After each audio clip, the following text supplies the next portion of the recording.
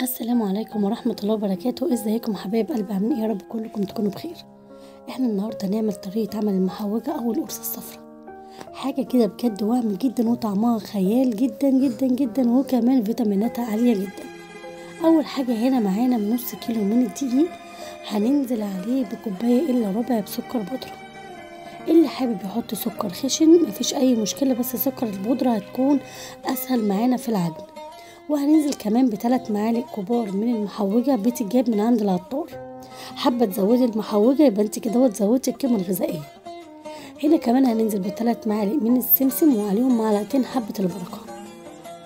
طبعا كل المكونات اللي احنا بنحطها ديت كل ما بنزود في المكونات بنزود القيمة الغذائية بتاعة المحوجة. هنا هننزل بنص معلقة من البيكنج باودر. احنا مش عايزينها تكون عالية جدا لان هي من طبيعتها ان هي بتبقى مقرمشة زي البسكويت بالظبط. هنقلب طبعا كل المكونات الجافة ديت مع بعضها لغاية لما نتأكد ان الدقيق شرب من كل المكونات الجافة اللي احنا حاطينها، يعني كل حتة في قلب الدقيق بتاعنا فيه سمسم وفيه محوجة مع البيكنج باودر. هنقلبهم كويس لان كده كده المحوجة ما بتحتاجش ان هي بتتعجن كتير، يعني كل المحوجة بس يا دوبك بتتعامل معانا زي ما يكون بتبسيها بالظبط.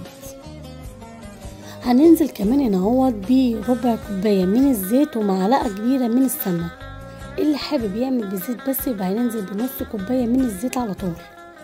طبعا بالزيت بتبقى اخف كتير، بس احنا حبينا برضو نزود القيمة الغذائية بتاعتنا ونزلنا بمعلقة سمنة بلدي. اللي طبعا حابب ما يحطش السمنة البلدي ديت ما يحطهاش، هي مش اساسية معانا في الوصفة. هنبتدي ان احنا نبس العجينة بالطريقة ديت، هنشرب بس الدقيق كله بالزيت والسمنة بتاعنا.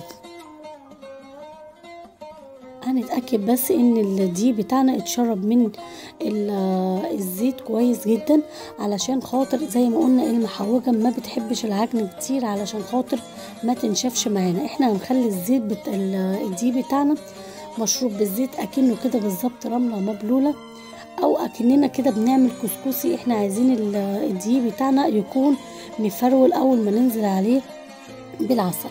هنا بعد ما خلصنا كده البس بتاعنا هننزل بكوبايه عسل اسود. طبعا احنا هننزل بكوبايه العسل الاسود، وعلى حسب الدقيق ممكن تحتاج شويه عسل كمان او ما تحتاجش. هنبتدي برضو ان احنا نقلب بالطريقه دي، بس المره دي طبعا هنعجن بقى كده بايدينا.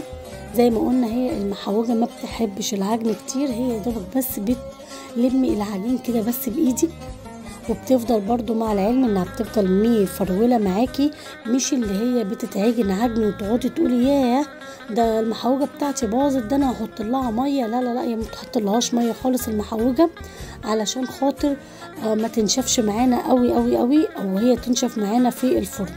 هنفضل نبسها بالطريقه دي كده هنجيب من تحت لفوق. طبعا محدش يغلط غلطتي اني انا عملت البوله بتاعتي كانت صغيره قوي على العجينه. هنا طبعا كده خلاص احنا خلصنا. تعرفي ازاي انها خلصت معانا؟